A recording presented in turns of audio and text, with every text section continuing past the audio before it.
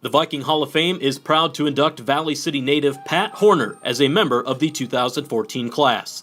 After playing high school football for Highliner coach Art Goff, Pat chose to stay in town and excelled as a Viking tight end for former head coach Jim Dew.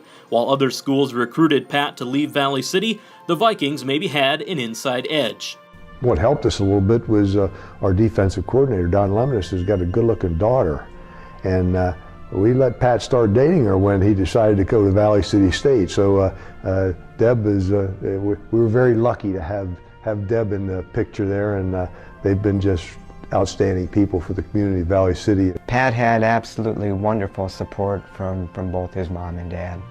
And they were great supporters of him when he was a Highliner, and equally great supporters of his when he was a Viking. I can tell you that tonight his mother, there would be nobody prouder of Pat than his mother. That would be a really special thing for her to be able to share with him tonight. Pat blossomed into an honorable mention All-American his junior season and a two-time All-District and All-Conference honoree as a junior and senior. During his career, VCSU went 22-13 overall and 18-5 in conference play. Raleigh Greeno, the longtime Jamestown College coach, said, hey, you give Jim Dew a good quarterback and a good tight end and he's going to beat you. And you know, Pat Horner typified that type of guy, that he would be considered that good tight end, and he had his hand in beating Raleigh Greeno several times. Pat was an outstanding tight end for us, and he was big for a tight end back in those days, and but he could run.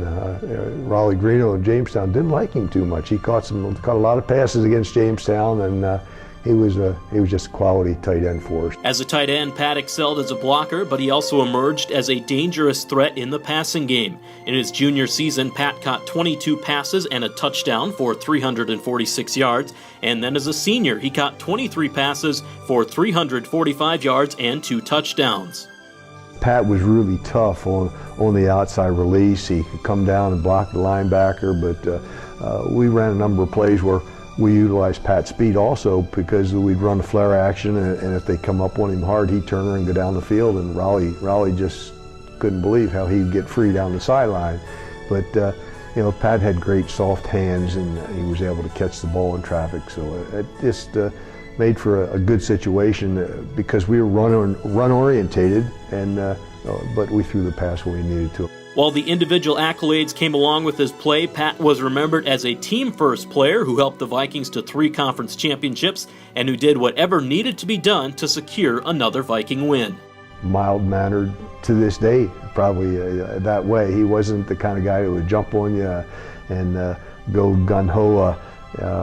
He was just he was a guy that got the job done, and when he needed to step it up, he stepped it up. Congratulations, Pat Horner, and welcome to the Viking Hall of Fame.